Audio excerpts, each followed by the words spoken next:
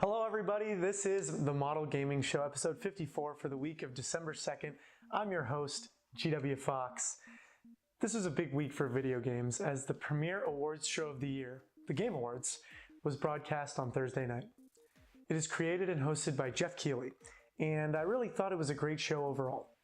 It seems to improve and get more grandiose every year, and I like the direction it's heading in.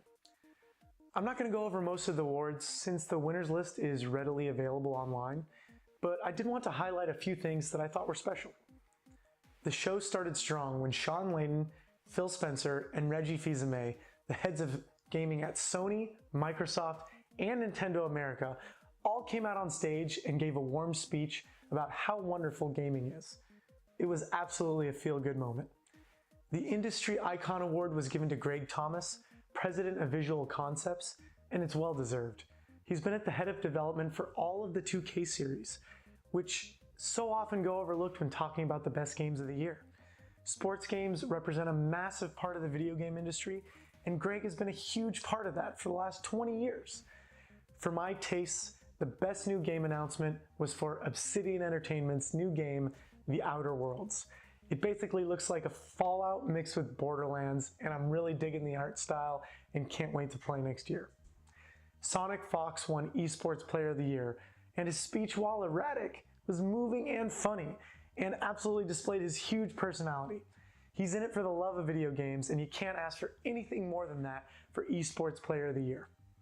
I want to give a special nod to the Game Awards Orchestra, who were wonderful, and it was great having music breaks throughout the show. Finally, and what most people thought was the upset of the show, Red Dead Redemption 2 lost Game of the Year to God of War. I've yet to play God of War, but based on what I've seen and the glowing reviews, it certainly appears well deserved. Continuing on, Epic Games announced the Epic Games Store as a direct competitor to Steam. To be concise, they're only taking 12% cut of the usual instead of the usual 30%, and if you use their Unreal Engine with their store, you won't have to pay the 5% royalty fee normally associated with the license. I'm really interested to see Steam's reaction to all this, as they've essentially had a monopoly on this space up until the last few years. I'm also curious to see if developers are going to discount their games on Epic's store, since they're already going to be making more money for each sale.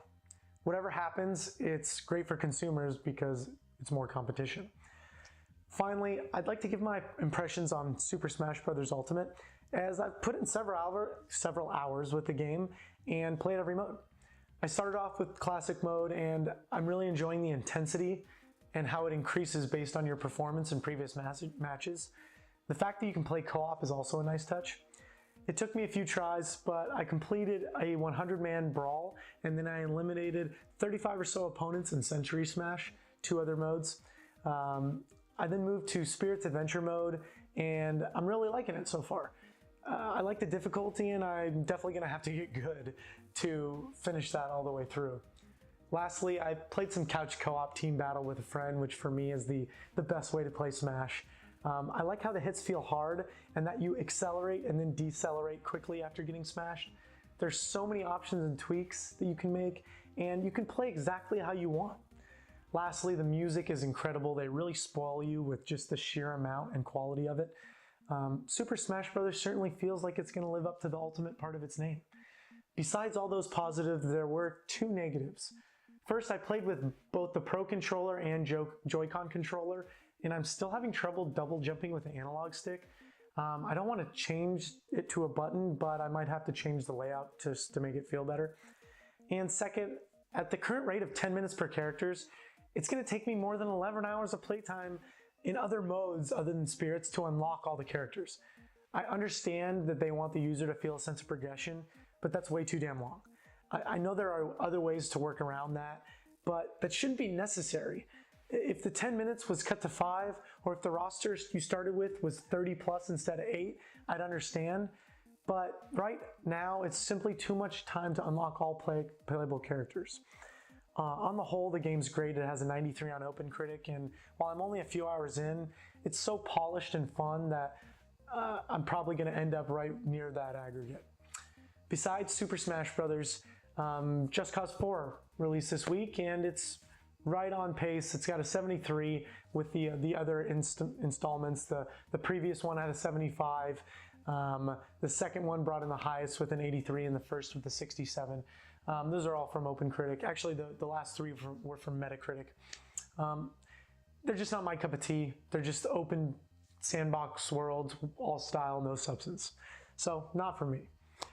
That is going to do it for tonight's show. I really appreciate you watching. Please check me every Sunday night, 7 p.m. Pacific Standard Time. Check the schedule as I'm updating when I'll upload it, but it's usually 7 p.m. I also stream Monday through Thursday, usually at 7 p.m. Pacific Standard Time. Trying to finish up Red Dead, and once I'm done with that, I'm going to change things up starting with the new year. Try and play more cooperative games with some friends, trying to play shorter single-player PC games, get back to that. So you can follow me on Instagram and Twitter, GWFawkes, and let's get the discussion going. Thanks.